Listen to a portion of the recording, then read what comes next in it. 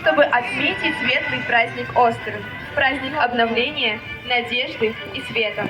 И в этот день мы с особой теплотой вспоминаем, что мы, казахстанские немцы, живущие на гостеприимной земле Казахстана, здесь, на щедрой и многонациональной земле, мы бережно храним и передаем из поколения в поколение наши обычаи, культуру и пасхальные традиции.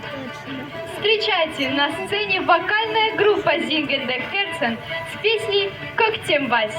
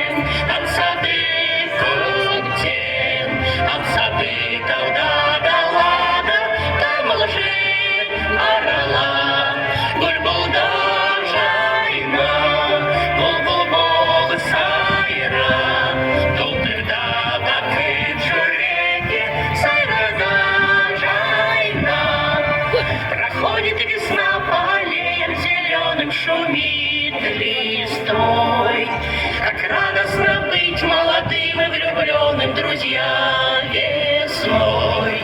Весною нельзя грустить, нельзя одному бродить.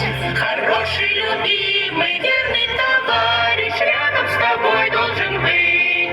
Ты пришла, весна, и чудес полна.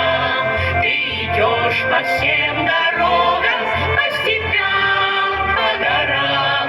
Улыбнешься ты, расцветут сады, и сердца стучат сильнее и смелее мечты.